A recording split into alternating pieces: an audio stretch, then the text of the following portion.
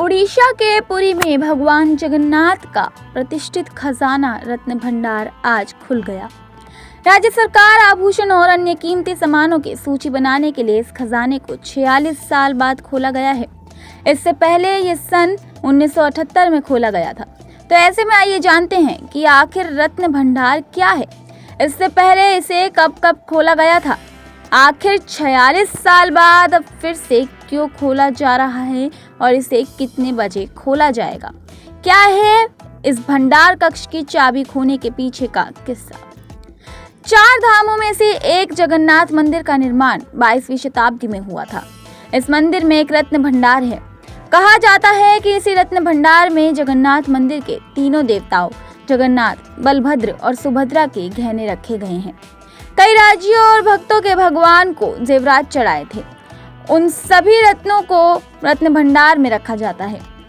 इस रत्न भंडार में मौजूद जेवरात की कीमत बेशकीमती बताई जाती है। आज तक इसका मूल्यांकन नहीं किया गया है। ये ऐतिहासिक भंडार जगन्नाथ मंदिर के जगमोहन के उत्तरी किनारे पर है। बता दें, पुरी श्री जगन्नाथ मंदिर अधिनियम 1952 के तहत तैयार किए गए अधिकारों के रिकॉर्ड में भगवान जगन्नाथ के आभूषणों की सूची में शामिल है। बता दें, जगन्नाथ मंदिर का ये रत्न भंडार 2 भागों में बटा हुआ है। पहला भीतरी भंडार और दूसरा बाहरी भंडार। बाहरी भंडार में भगवान को अक्सर पहनाए जाने वाले जेवरात रखे जाते हैं। वहीं जो जेवरात उपयोग में नहीं लाए जाते हैं उन्हें भीतरी भंडार में रखा जाता है। रत्न भंडार का बाहरी हिस्सा अभी भी खुला है, लेकिन भीतरी भंडार की चाबी पिछले 6 साल से गायब है। श्री जगन्नाथ मंदिर प्रशासन की ओर से हाईकोर्ट में दिए हल्फनामे के अनुसार रत्न भंडार में 3 कक्ष हैं। 25 गुना 40 वर्ग फुट के अंतरिक्ष 25 गुना 40 वर्ग फुट के आंतरिक कक्ष में 50 किलो 600 ग्राम सोना और 134 किलो 50 ग्राम चांदी है। इनका कभी इस्तेमाल नहीं हुआ। बाहरी कक्ष में 95 किलो 320 ग्राम सोना और 19 किलो 480 ग्राम चांदी है। इन्हें त्योहारों पर निकाला जाता है। वहीं वर्तमान कक्ष में 3 किलो 480 ग्राम सोना और 30 किलो 350 ग्राम चांदी है। दैनिक अनुष्ठान के लिए इन्हीं का प्रयोग किया जाता है। मंदिर प्रबंधन समिति के प्रमुख अरविंद पाड़ी ने बताया कि इससे पहले रत्न भंडार 1905, 1926 और 1978 में खोला गया था और बेशकीमती चीजों की लिस्ट बनाई गई थी।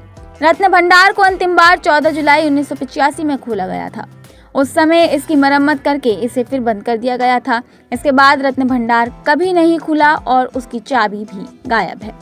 भंडार की चाबी खोने के बाद तब पता चली जब सरकार ने मंदिर की संरचना की भौतिक जांच की कोशिश की। 4 अप्रैल 2018 को बताया गया कि रत्न भंडार की चाबियां खो गई हैं। हो हल्ला होने के बाद नवीन पटनायक ने मामले की न्यायिक जांच को आदेश दिया और नवंबर 2018 में आयोग ने 324 पेज की रिपोर्ट सौंपी।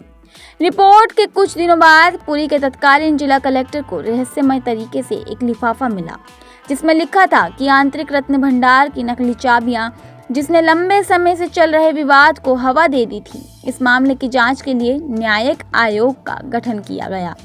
प्रधानमंत्री नरेंद्र मोदी ने भी इस मामले को उठाया था। 20 मई 2024 को पीएम मोदी ओडिशा के लोकसभा और विधानसभा चुनाव के लिए भाजपा का प्रचार करने गए थे। पुरी में जगन्नाथ मंदिर में दर्शन करने के बाद प्रधानमंत्री मोदी ने रत्न भंडार का जिक्र किया था। उन्होंने कहा था कि जगन्नाथ मंदिर सुरक्षित नहीं है। मंदिर के रत्न भंडार की चाबी पिछले 6 साल से गायब है। 1978 के बाद से मंदिर के पास कितनी संपत्ति आई, इसका कोई अंदाजा नहीं है। 12वीं शताब्दी में बना जगन्नाथ मंदिर 4 धामों में से एक है। हाल ही में हुई विधानसभा और लोकसभा चुनाव में रत्न भंडार खोला जाना बड़ा मुद्दा था। भाजपा ने वादा किया था कि ओडिशा में सरकार बनती है तो खजाना खोला जाएगा।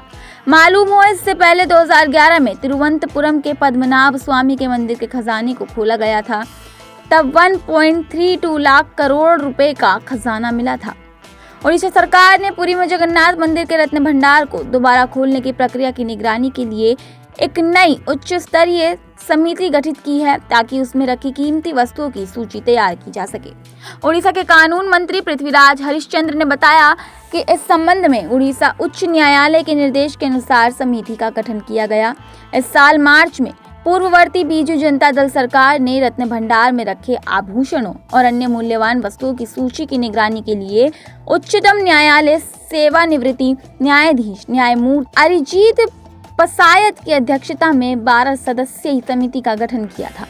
भाजपा सरकार ने न्यायमूर्ति पसायत के नेतृत्व वाली समिति को भंग कर दिया है और नई समिति गठित कर दी है।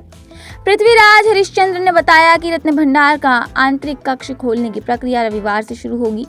श्री मंदिर ने एक कमेटी गठित की है। पूरी प्रक्रिया में पारदर्शिता के लिए मंदिर परिचालन कमेटी के सदस्यों के साथ रिजर्व बैंक ऑफ भारतीय पुरातत्व सर्वेक्षण के प्रतिनिधि भी मौजूद रहेंगे। रत्न भंडार के सभी चीजों का डिजिटल डॉक्यूमेंट बनाया जाएगा। वहीं उच्च स्तरीय समिति के चेयरमैन विश्वनाथ रथ के मुताबिक रत्न भंडार शुभ समय में दोपहर 1 बजे से 1:30 बजे के बीच खोला जाएगा। बताया जाता है कि आंतरिक रत्न भंडार से अक्सर फुफकारने की आवाजें आती रहती हैं। ये भी मान्यता है कि सांपों का एक समूह भंडार में रखे रत्नों की रक्षा करता है।